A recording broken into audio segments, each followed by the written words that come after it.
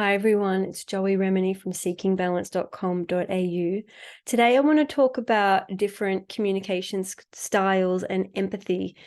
And as I've been researching and getting to know the neurodivergent community and culture, it's just really been such a breath of fresh air for me. And it's interesting also just looking at some of the social assumptions about what autism is and what neurodivergence is. And I guess I want to share some of what I'm learning here with my listeners and my community.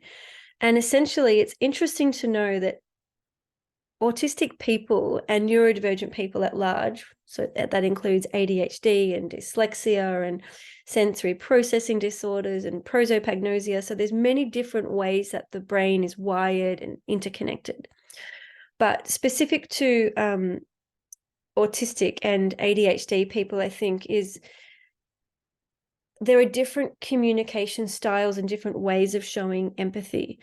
And over the course of the years and historically, people have sort of said, here's the one way to communicate and the right way to communicate, and this is how you listen, and this is how you show empathy, and full stop, case closed, no discussion.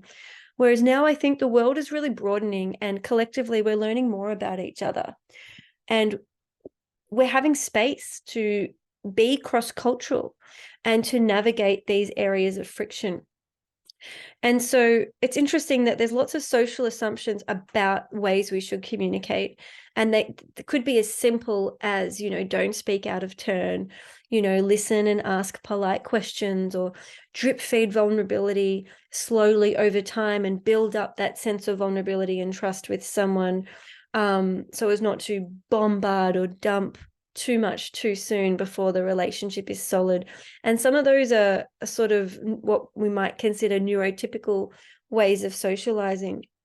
Whereas for neurodivergent women in particular, but I'm sure men have their own thing going on, ways we love to communicate is we deeply love connection. So it's not as though we don't want connection, but maybe it's possible neurodivergent women need less social interaction. So maybe they're happy with a deep emotional connection with another person that's deeply meaningful, and then to have a little break and to integrate and to really come back to oneself. So there could be differences in terms of frequency and the amount of contact that a neurodivergent woman wants. She may not need to see someone every day or every other day. But I think it's interesting that something I'm noticing is common for neurodivergent women is we really like intense and deep connection. And that doesn't make it better or worse. But when neurodivergent women come together, there can be this instant deep dive into a deeply human, raw space. There's not this level of tiptoeing around or waiting until the friendship gets to a certain level. There can just be this raw honesty of unfolding. It's not inhibited. It's a very free expression. And something that the neurodivergent community talk about is making sure neurodivergent brains and neurodivergent people have other neurodivergent people to communicate with, because it is like a new culture or a new language. And I think it's really good to have these conversations and be aware that we can be judgmental about how people communicate and assume that there's rudeness, or assume that there's distance or aloofness or intensity, when actually it could just be that a neurodivergent person has a very complex inner world. And as they're listening to someone speak, their mind might go off on another tangent, and they're integrating and connecting dots, and they're actually listening, but in a different way. And part of that might be that their attention goes off into their inner world, where they can be present with themselves and then come back to the conversation. And all of that is totally okay. It's different. No one gets hurt. And so to have space for some of these changes or these differences, and that when you have a neurotypical person and a neurodivergent person talking, that there can be this awkward, clumsy lack of sort of rhythm. And again, that's okay, because if you think about speaking to someone in a foreign language, it is a bit clumsy and it is a bit awkward. But if we're both really tolerant, accepting, curious, and willing to learn about each other, we can have deep connections and beautiful and meaningful relationships. And so it's interesting that neurodivergent women will often say that they seek more direct, transparent, explicit communication, Whereas for neurotypical people, there will be a lot of that fluffy, vague, almost like white lies, where there might be comments or questions that it's not earnest, it's not straightforward. And that can be as simple as, hi, how are you doing? I'd love to hear about that. But really, it's a space filler. They are not so keen to hear about it, and they might find it a little bit boring.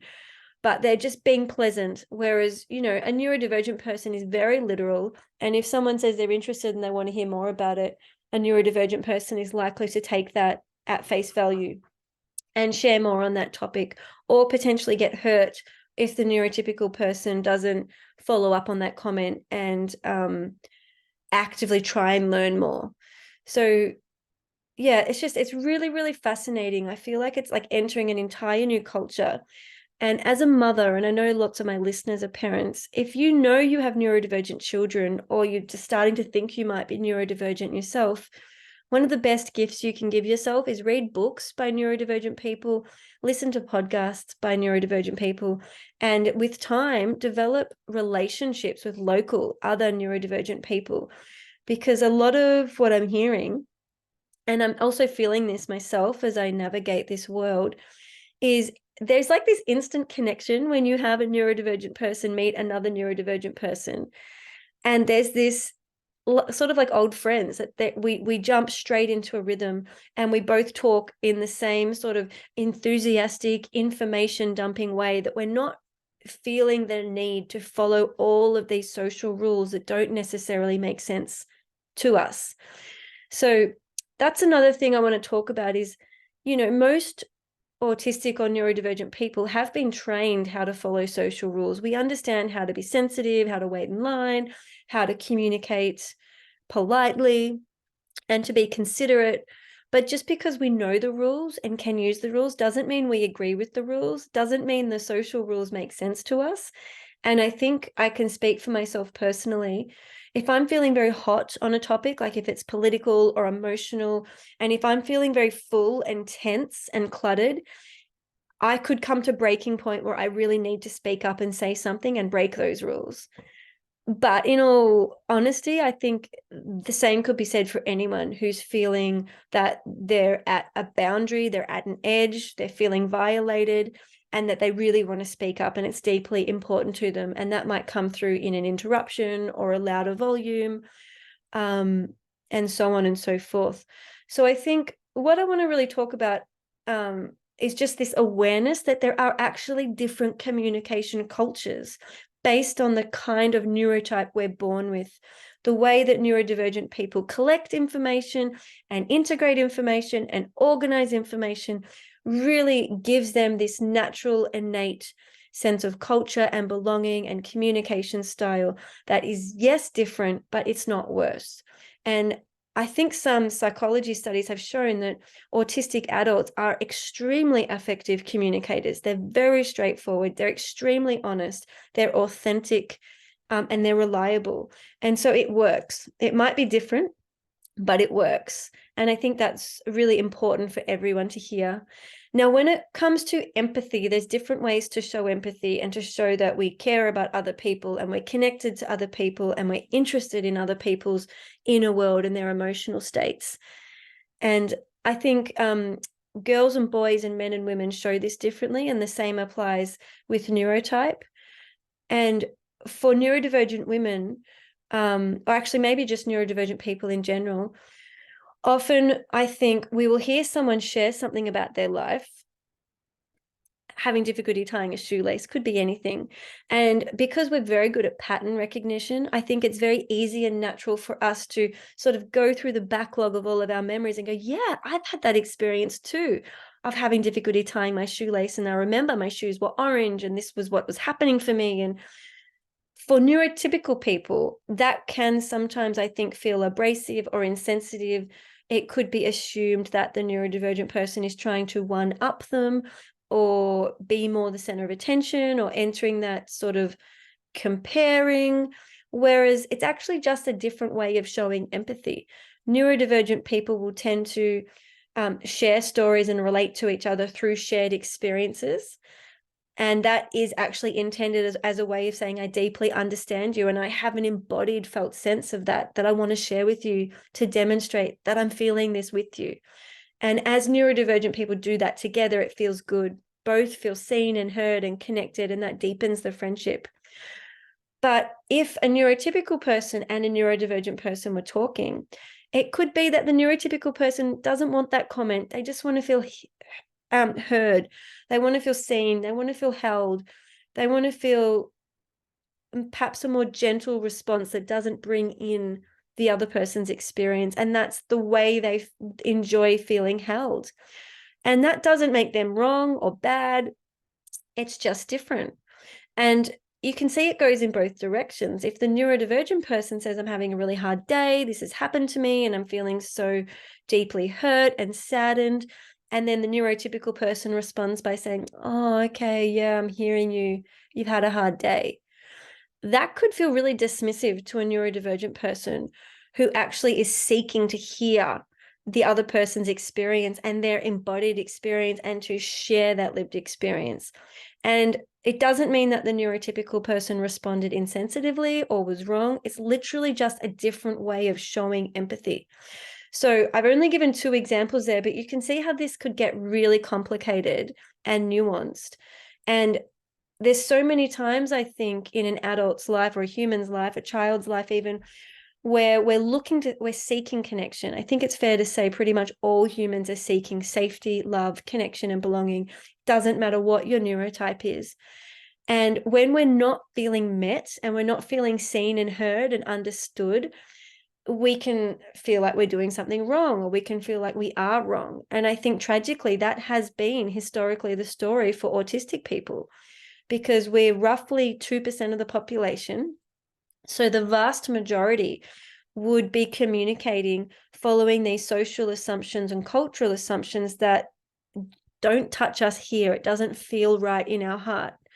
And then when we connect with other neurodivergent people and our communication style and empathy style is matched, it's like this beautiful fireworks of vitality, zealousness, enthusiasm, embodiment that I think the creative expression of a healthy neurodivergent person is much more liberated. Bigger body movements, louder voices, singing, dancing, jumping, trilling, flapping. There's this beautiful freedom and artistic creativeness to it that, brings me joy, because I think they're my people. And speaking for myself, when I do enter very neurotypical spaces, which is most workplaces and most organizations and most groups, it's very draining for me, because I haven't felt that I can be as free, that I can be as zealous and enthusiastic.